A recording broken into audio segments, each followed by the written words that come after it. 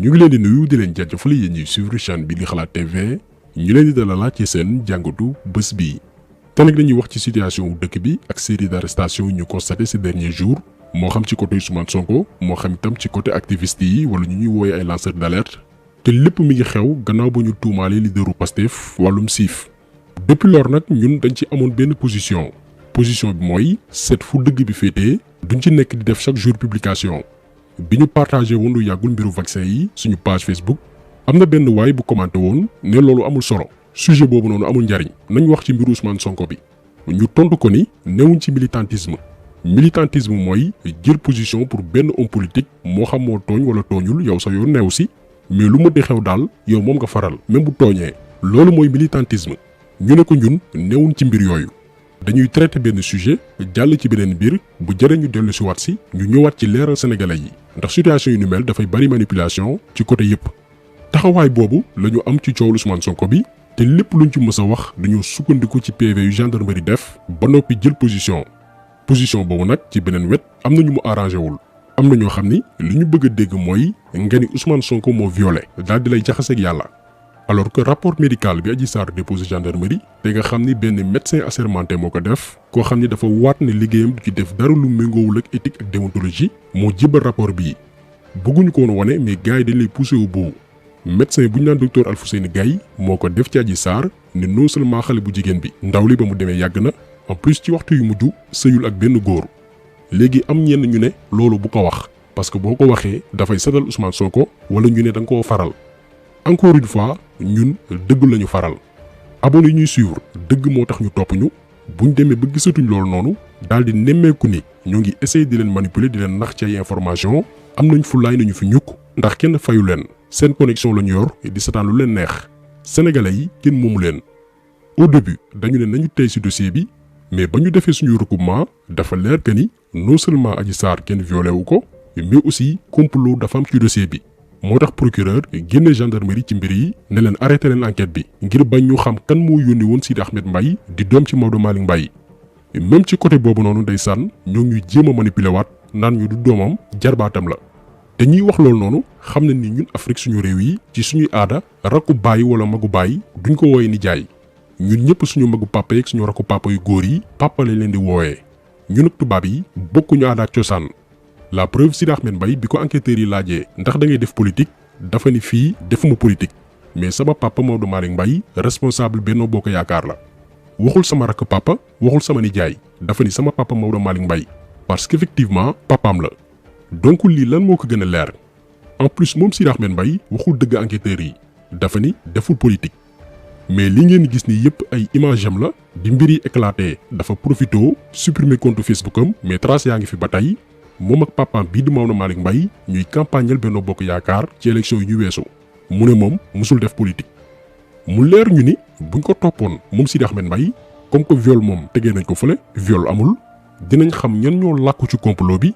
procureur daal di nangu dossier bi ci gendarmerie uli ko ñu jël téléphone Sidi Ahmed Mbaye ak Adji Sarr démonter complot bi xam yan ponkal ñoo nekk ci ginnaaw ñu dem di jàpp ñoom Assane Diouf Guy Marius Sagna Clédor Sène ci benn audio bu ñàkk solo. waaw mais my boy comment vas-tu xanaa xamoon ni mardi mooy xeex bi mais ñun ñu ngi pare on est maintenant dans le temps de l'action parce que je crois qu'on a assez communiqué malheureusement pour toi ñu ngi nekk di organiser au niveau de la base parce que ñun waxuñu rek bàyyi noonu ñu ngi liggéey ci affaire bi donc te probablement mardi on s'achemine vers la levée et l'arrestation de Sonko. te demain rek la ñu am moo ñu dese moo tax même tey on a travaillé toute la journée donc ça va être compliqué j'ose même pas proposer ça à Assane parce que xam naa ni moom mu ngi coordonné foofu j'ai mis en rapport avec des gens là à Pikine et ils sont en train de faire le boulot là-bas xam naa ni du ma ko sant liggéey ba pare naan ko bàyyi liggéey bi def leneen c'est un peu ça le souci quoi. en fait dafa jàmp mardi c'est le jour J. audio bii la Clédor Sène envoyé waa jii di wuyu ci turu Pa Moussa Sow moom ngeen gis ci photo bii mu ànd ak Ousmane Sonko d'après Clédor Sène moom Pa Moussa Sow moo partagé audio bi ba waa DIC jot si daal di jàpp Assane Diouf jàpp Guy Marius Sagna jàpp ko moom également Clédor Sène ndax nee nañ dañoo bëgg a taal réew mi moo tax depuis octobre 2020 ñu doon alerter activistes yi ci seen groupe WhatsApp ak ñu ñuy àndal ndax on a l'impression que ni gars yi comprendre ñu ba tey pexe ñi ñu jàmmaar lool gars yi ils sont prêts pour fay ay doomi aadama ngir ñu intégrer mouvement activiste yi pour informer gouvernement bi ci lépp lu fay xew mais loolu beneen sujet la mais bu ñu sukkandikoo ci li ñu jàppee Assane Diouf Guy Marius Sagna ak Clédor Sène mooy audio bi ngeen dégg sànq mais loolu newul woon secret umpul woon kenn ndax le 17 février bi ñu weesu moom Clédor Sène dafa wax publiquement ñëpp di dégg ne dañuy créer ay kuréel ci quartier yi ngir jàmmaarlu nguur gi fi nekk. jàppante yooyu nag incitation boobu mu ngi jóge ci autorité bi nga xam ni moo créé loolu kon léegi ñun askan bi suñu constitution daf ñu may ñu résister bu fekkee ni dañuy teg ay nooteel kon fi mu nekk nii jox na ñu bañ a raay wax bi bañ a sóoraale procureur kaso rek la am régime bi amul leneen lu dul kaso kese la am te il faut mu am lu dëgër pour yóbbu nit ki ci yoon léegi ñun dinañu organiser ay comité de résistance ci quartier yëpp organiser ndaw yi parce que ñun dañuy noot kon il faut que ñun tam ñu organiser wu pour taxaw jàmmarloo ak ñii te duñ ko raay duñu raay wax bi duñ ci ragal ay dem kaso wala ñuy brimer wala ñuy gaañ wala quoi que ce soit parce que jàmmarloo moo fi des rapport de force ñoom lu leen neex la ñuy def kon ñun tamit nañu am fullay taxaw boole suñu doole organiser wu au niveau des quartiers préparer ay comité de résistance comme ñoom ni ñu waajalee seen ay takk der pour que bés bu jàmmarloo jotee ñu defante kook ñoom parce que ñoom ñu ngi jëm ci forcing ci benn dossier boo xam ne bu fekkee ni dem nañ suivre nañ ko poursuivre nañ ko jusqu'au bout immunité parlementaire nit boo xam ni alxam la procureur di topp ñu ni Ousmane Sonko la ñuy dindi mbalaanu kiiraayam dañ koy convoqué tëj ko ñun nag du ñu xaar ba loolu am ñu naan dañuy organiser wu ñuy dal suñu kaw ñun ñuy piste du ñu jàpp benn par benn parce que ñoom bu ñu paree ci Ousmane Sonko ci ñun ñii ci taabal bi la ñuy jëm commencé ko ci ay Assane Karim ñun ñii suñu wax daf leen di déranger suñu taxawaay daf leen di déranger kon maa ngi woo toute la jeunesse ñu jël mbir bi seen mbiru bopp def ko au sérieux affaire bi dafa dépassé mbiru Ousmane Sonko. kon gis ngeen ni bi Clédor Sène di wax lii yàgg na mais jàppuñu ko woon léegi lan moo tax ñu bàyyi ba tey di ko jàpp daan ci ñëw ñun personnellement ànduñ benn yoon ci tal Sénégal ndax bu réew mi yàqoo keneen ku fi mën di ñëwaat gannaaw Macky Sall da ngay recommencer waat à zéro mais bu fekkee ni dañoo bëgg a teg loxo Ousmane Sonko ci dossier boo xamante ni leer na naññ que ni liñ koy tuumaal dara mu ci loolu nekkatul débat Adji Sarr kenn mësu koo violé li leer ci dossier bi mooy complot la mais procureur de la République moo lànk di dossier bi duñ ci seet ñi nga xam ne ñoo làqu ci complot bi comme que écarté nañ mbiru viol maanaam dafa am ñu muy protéger làqu doom dóor doom donc loolu bu amee ay sénégalais di ko gis xam fa lañ nar a jëm ñi nga xam ne dañuy safoo Ousmane Sonko wala sax ànduñoo ak moom mais bëgguñu gis ku ñuy tooñ di ko néewal doole ñooñu am nañ droit manifester parce que constitution bu Sénégal moo leen ko may. ay jeunes ci biir quartier yi bu leen neexee organiser wu di def chaque jour ay marche wala ay manifestation ngir xeex injustice bi nekk Sénégal te appel à la résistance boobu noonu fippu boobu noonu mais ki fi nekk tey président muy Macky Sall moo ko doon sàkku ay 2011. D'abord la résistance populaire face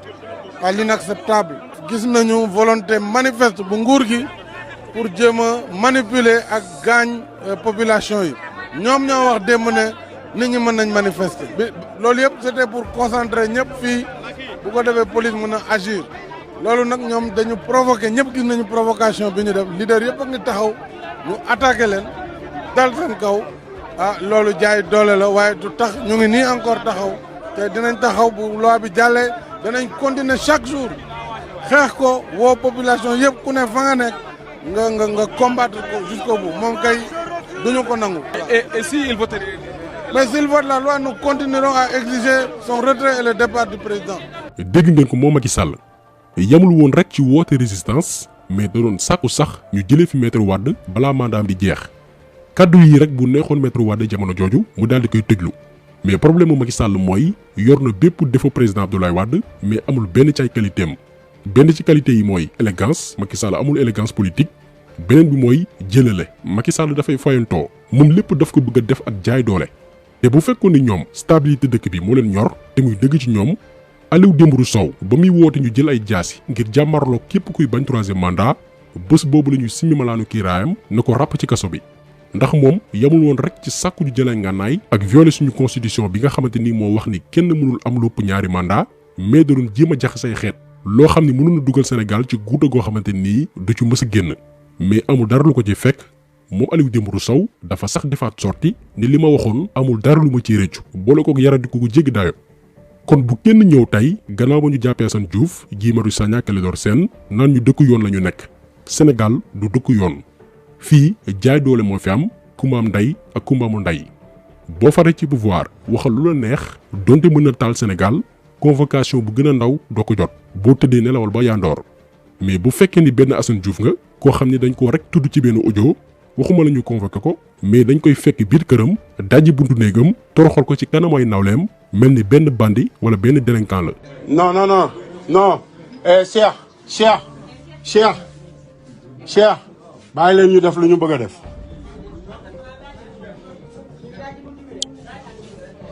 non bàyyi leen.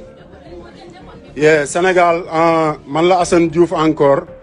xam nga maa ngi dem live direct xam nga waa digg yi ñoo ñëwaat sama kër xam nga nee nañ par force xam nga jox leen ma ko sama wax naa ak samay avocat wax naa ak ñëpp xam nga nee nañ par force dañuy dajji seen martu la ñu yor nag ak seen i bagage comprendre nga ndewali arrièreal fële bu leen def dara bàyyi leen ñu def lu ñu bëgg a def bàyyi leen parce que ñu ngi wax ak seen commissaire ci boppam bàyyi leen bu leen nekk di def dara non nañu dajji buntu bi parce que dama am ay droit dama am ay droit sooda ba convocation dañ la koy jox wax la heure nga dem wuy ji xam nga grand demal toog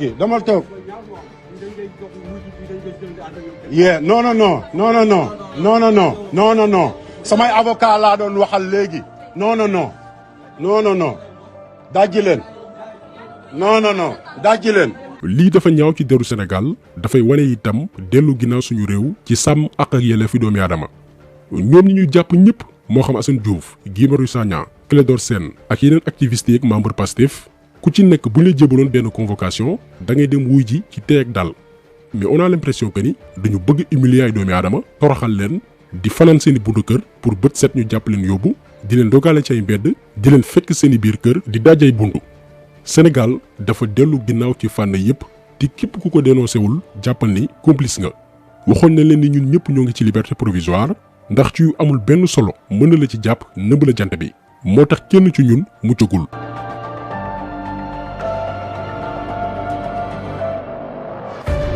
lii yëpp nag yaakaar naa ni bettul yéen ñi nga xamante ni yàgg ngeen suivre chaîne bi le 9 octobre 2019 lañ leen waxoon ni Ousmane Sonko ñoo ngi ci tànk éliminé ko na waajal boppam xool fan lay teg tànkam ñu ne leen gouvernement bi infiltré na bépp groupe activiste ngir neenal seeni plan nañu jël seen matukaay. Le 1er novembre 2020 bi ñu nommé woon Antoine Félix Diome le même jour ci suñu page Facebook ñu wax leen ni waa ji dafa ñëw pour une mission bien définie jaay doole gi Macky Sall bëgg a yeggalee mandaam ci loxoom lay jaar. lii yëpp nag dooy gisaane ndax du ñu ay wala yu du ñu ay xut bu samaan mais dañoo xam bu baax Macky Sall ak li mu capable waxoon nañ leen ni bii mooy sànni tàccoom ak Ousmane Sonko bu leen rëccee dossier bii nii pour amaat ko ci point yi dafay jafe moo tax objectif bi mooy def le tout pour daal di koy tëjlu mais buñ ko naree tëjlu effectivement dina am ay ndaw yoo xamante ni duñ ko nangu ñan ñoo nar a jiite ndaw yooyu noonu mooy tàmbalee ko ci partem mooy leaderu Pastef yi jàpp gum nañ Birame Souleye Diop jàpp leaderu activiste yi ñoom Guy Marius Sagna ay consort su ko defee jeunes yi duñu mën a organiser wu parce que du am ñu nekk seen kanam pour jàmmaarloog injustice bi nga xamante ni mi ngi ñëw